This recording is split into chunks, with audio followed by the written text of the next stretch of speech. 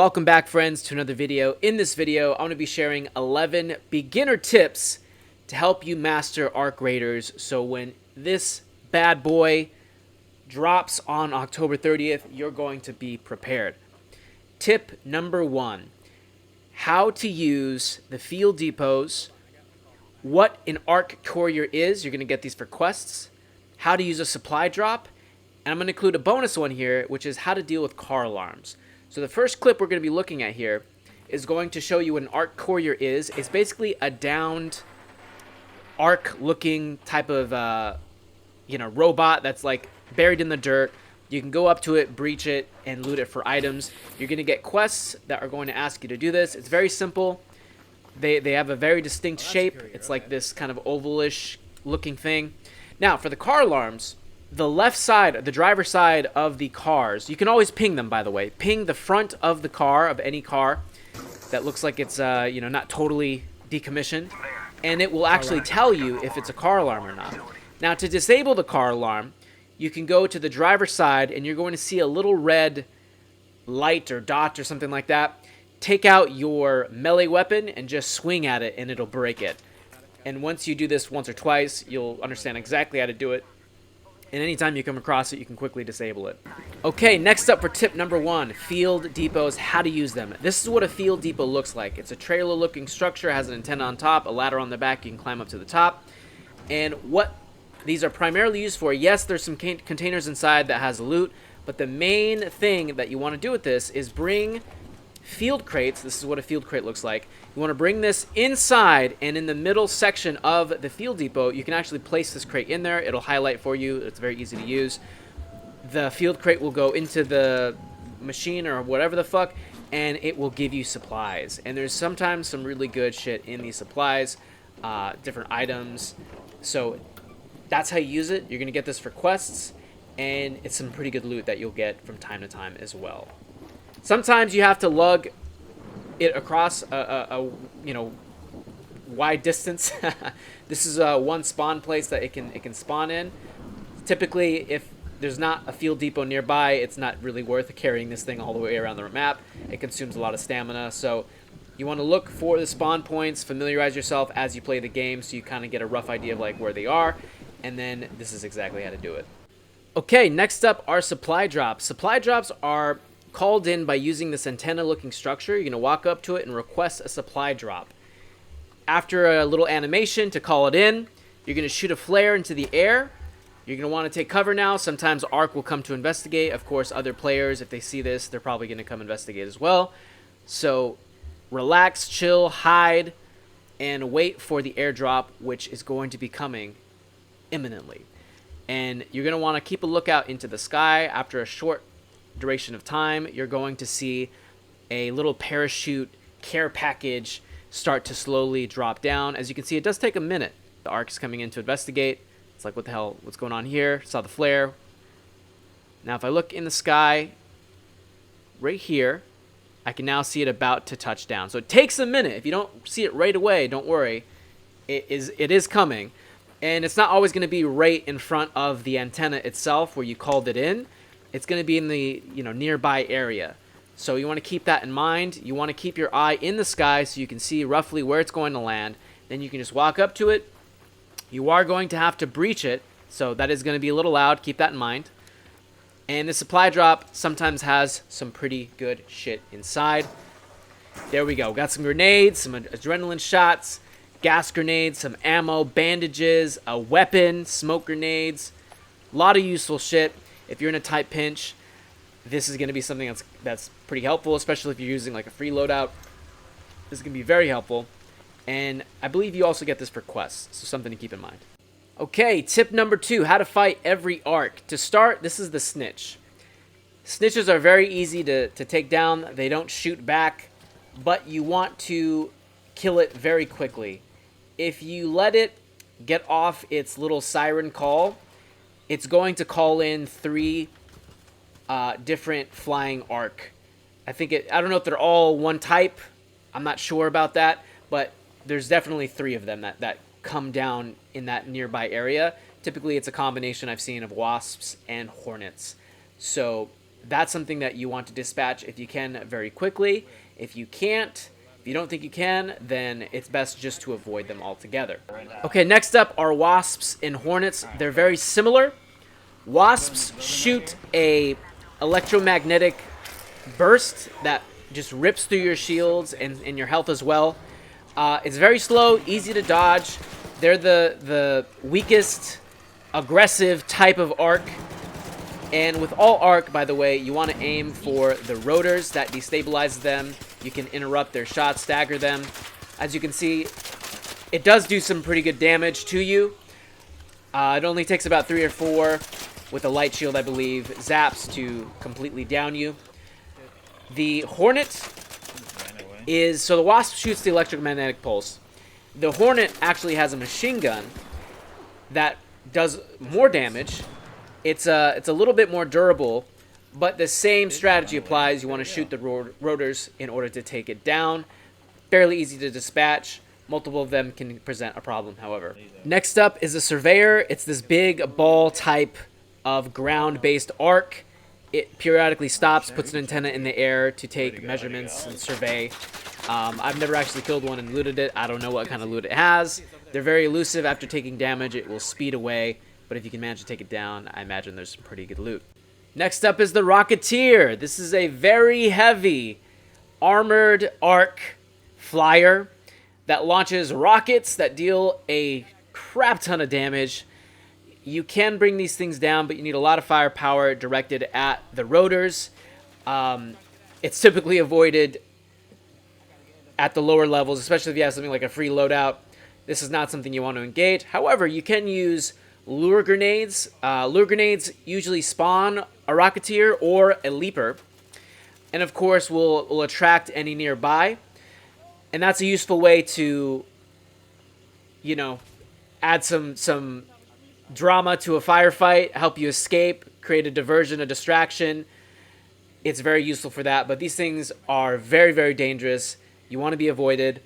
You can hear them, though. They're very loud. They're very big, easy to spot, so they don't present too much trouble as long as you give them the respect they deserve. Okay, next up, I don't actually know what the hell these things are called. I never really pinged them and got the names properly. So there's these little ball-like creatures. I'm also going to include what I'm going to lovingly call the facehugger. So these roller bots, as I'm going to call them, there's two types. Type 1, which you just saw, is a kamikaze-like robot, which is just going to follow you, get as close as it can, and then detonate and deal a shit ton of damage. Type 2, the second type of roller bot, comes near you and spews flames at you. If you blow that one up, I believe it releases flames in a little nearby area, which also deals some pretty serious damage. But they can both pretty much be dispatched from afar if you have something like a Pharaoh, or you can land your shots. But typically you just want to stay away from them. The other type, which I don't have footage for, which I'm going to call the facehugger, it's a spider-like robot. It launches onto your face, does a little bit of damage. It's more of a jump scare than anything, more of a nuisance. Nothing that really seriously does, crazy damage. You can just do a nice little animation to get it off your face and quickly dispatch it. They have very, very low health. It does very low damage. But it is a cool little surprise when you encounter them. It will scare the shit out of you at times, especially when you're looting in very dark corridors. Okay, next up is the Leaper. These things are pretty strong. Not as strong as the Rocketeer, but fairly strong. You'll have to cheese it somehow in order to really bring it down. It deals incredible damage. Its main attack is to leap at you, and it can do this from an incredibly far distance away, which deals a lot of damage. 2 of those are enough to just completely down you. The other attack it has is this electromagnetic pulse that I think knocks you down, also does some damage. It will relentlessly pursue you. You have to get inside a building, get into cover. It actually can follow you into certain buildings, depending on if it has enough room inside. So your best bet is to get into cover as quickly as possible. This thing can be aggroed from a very, very large distance away. Do not underestimate it. Lastly is the Queen. The Queen is typically seen guarding harvesters. Harvesters are an incredible source of great loot. However, it requires you to basically do this kind of puzzle in order to shut down the rockets that are being, I think, built and fired out of this thing. It requires a multiple stage progression system where you have to go in, wait for the harvester to exude fire, slip in by breaching the panel, get inside. You need to put the 3 canisters into each of the different holes. That is then going to unlock these orange little things around the surfaces of the harvester, which you need to destroy either with gunfire or a little more easily done with a melee weapon, your breaching tool. Once you destroy all of them, then you will basically be able to shut down that whole harvester. And periodically while you're doing this, it's going to go through these cycles of shooting flames, which will kill you. So you have to leave the harvester while it does that and then come back in and restart it all over again. So there's multiple rounds, 3 or 4 rounds, where you have to put all 3 canisters in. By the way, while you're doing this, it's also going to shock you with an electromagnetic pulse, which is going to eject all the canisters and drain your shields. So you're going to have to do 3 or 4 wave cycles of putting these canisters in to unlock all these different nodes, orange nodes, that have to be destroyed. Once you do that, the harvester will then shut down. It will no longer do the electromagnetic pulses or the fiery expulsion purge where the rocket is then firing out, and that will unlock some really great loot. There's things like blueprints, different really high tier items, a lot of great loot in there. Now the Queen itself, which is the last final arc we have here, is incredibly tough. I didn't personally bring this thing down. I did watch a video of Shroud and his teammates bring it down. They had to bring like 3 or 4 anvils, which is a type of weapon. It is a 6-shooter, fires heavy rounds, I believe. Very, very powerful weapon, and like 400 rounds. And the reason why you need to bring multiple weapons is because over the course of firing your weapon at the fucking Queen, she has weak spots underneath the legs. There's like leg joints where it has like a yellowish kind of plating you'll be able to see, which you can fire at. That will weaken it, and it also opens at the top of the Queen. There's a weak spot up there, which you can also fire in. You're going to see me here going through this, trying to attempt this minigame. I don't know what the fuck I'm doing. I had to watch a video on it, so this is me just trying to figure it out. I'm unsuccessful. I'm going to die. But the Queen requires like 3 people, multiple people, firing at these legs, firing at the weak spots at the top in order to finally bring it down. You're going to break all your weapons. You're going to go through a shit ton of shields, shit ton of meds, a ton of ammo. So you got to keep that in mind. It is very, very tough to bring down. The loot I saw Shroud get, not really great. There was like 4 or 5 slots. One of them was the Queen core, which you need to craft certain weapons. It's also a quest item. Very, very tough to do. So the loot didn't seem that great compared to the Harvester itself. I think maybe the Harvester is the loot that you're wanting to go for instead. But it's very, very tough. You typically don't want to take this down unless you know what you're doing and you have a good team around you and some solid gear, because you are going to just destroy weapons trying to bring this thing down. And that's it. That's how you handle all of the arc. Let's go on to tip number 3. Okay, tip number 3, best skill tree investments. By far, the 3 best things that you want to invest your points into is going to be number 1, stamina. So mobility. That is where you're wanting to put most of your points into. Being able to run longer without using as much stamina, that's going to be invaluable, both to get away from fights, get away from arc, get to places, get into cover. It's just one of your most important resources is your stamina. So anything you can do to extend that, make it better, is a great idea. Next, in the conditioning tier is going to be shield movement. One of the first early perks, trait skills you can unlock is reducing your shield movement. As the game progresses and you get better shields, you're going to be doing more loadouts where you're running beefier shields, paid loadouts, so to speak, instead of free loadouts. Then you're going to want to put some more into reducing your shield speed so that you can get around the map a lot faster. Shields are very, very heavy. So typically you want to focus first on mobility and survival, and then put some towards conditioning on the early game. And finally, that brings me to my last early game skill point, skills that you want to invest into, which is going to be crafting in game. This is going to be in the survival tier. This crafting ability allows you to craft items in raid.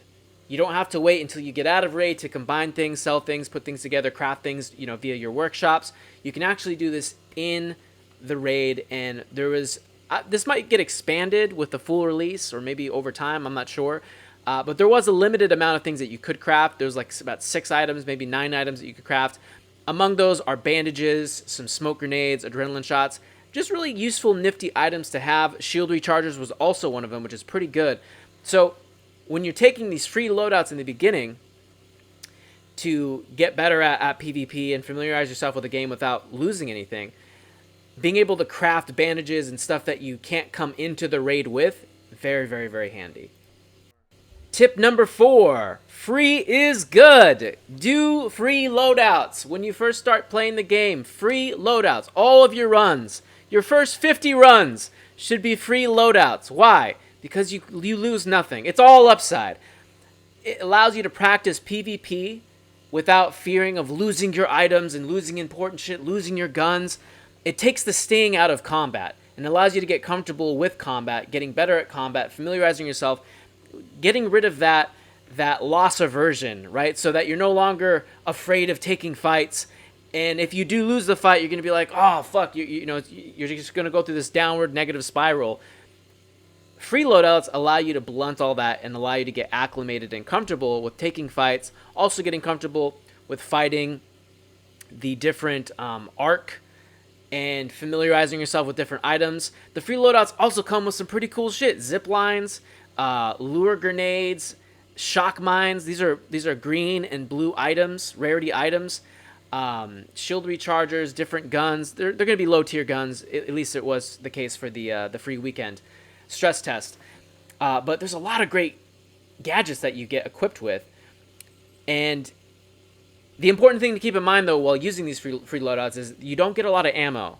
So yes, practice fighting arc, practice fighting other players, but keep in mind your primary objective is going to be getting loot and getting out, with the secondary objective being getting comfortable with PvP and PvE.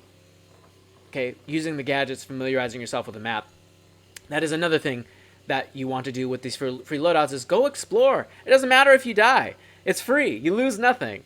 So definitely take advantage of that until you're very, very comfortable with the game. And then you can start bringing in your own shit and experimenting. Or if you're another way of kind of gauging when it's time to move on to paid loadouts is when your stash gets too big and it's maxed out and you actually don't have room anymore to take a free loadout.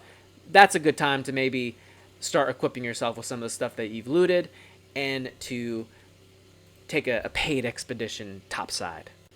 Tip number 5. I don't actually have any footage of this, but use the practice range, okay?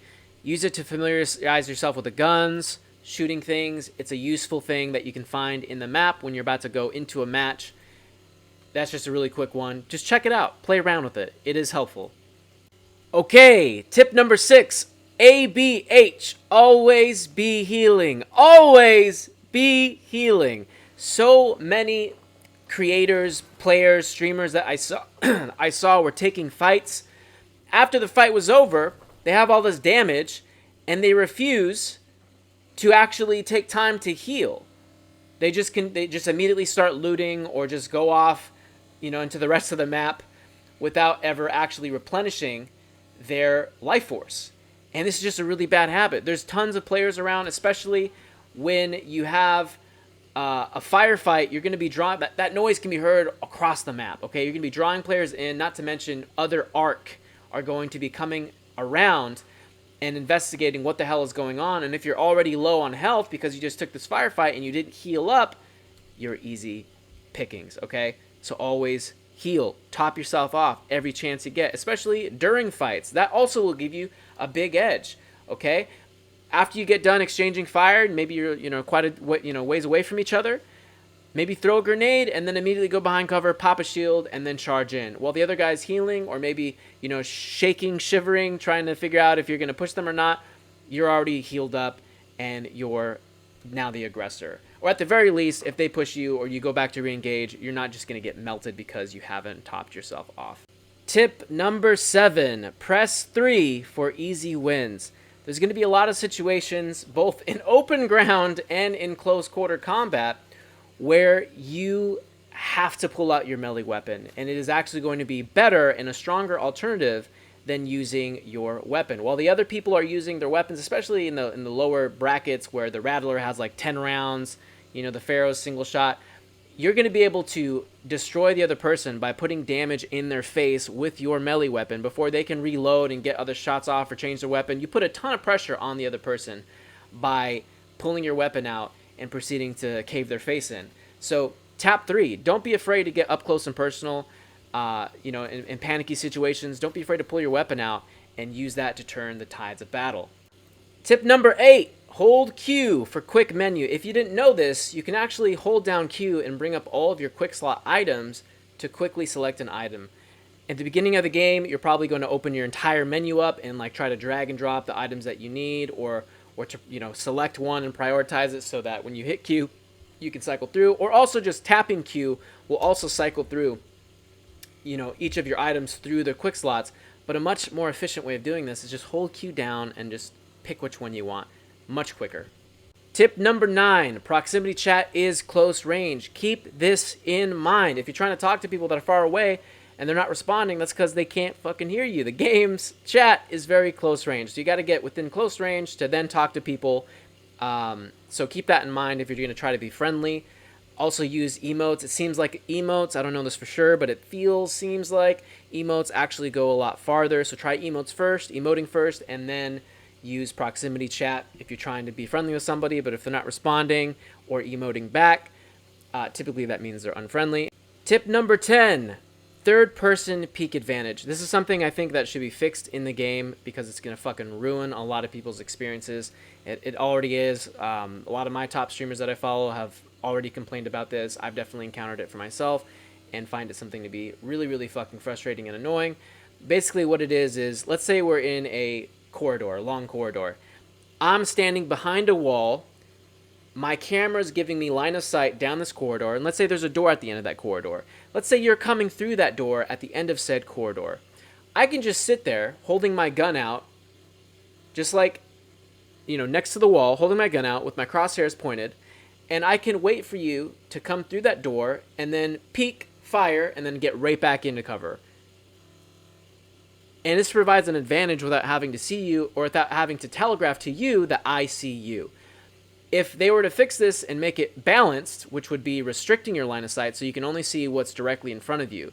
So if I was behind cover, the hallway would then be blurry or, you know, smoky, whatever. There would be some type of fog of war.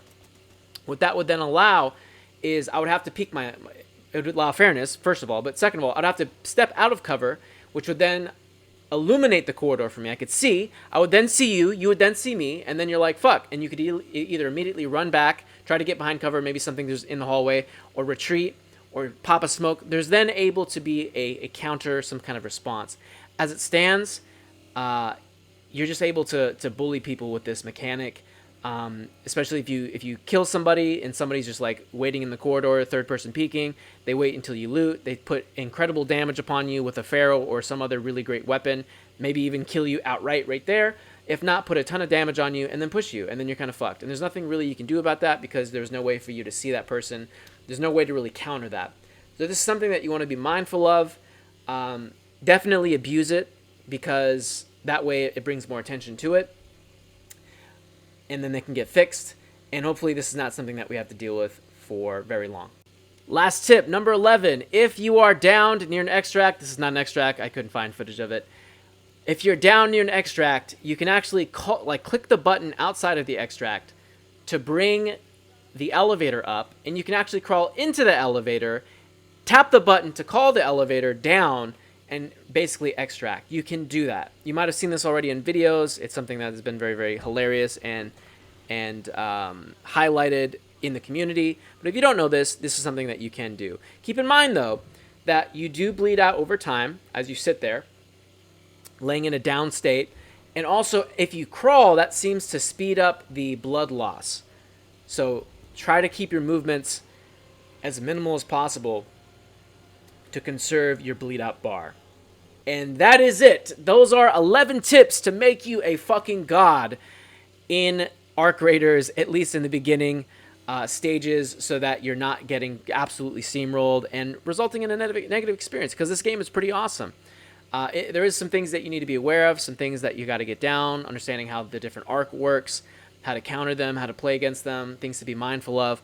But hopefully with these 11 tips, you can now get your feet rolling, get your feet wet on October 30th when this gets released, and you're going into it now with some idea of what to expect and how to get over that early game start so that you can then get the advantage and start having an enjoyable experience instead of being brutally punished by the environment and other players. Thank you so much for watching.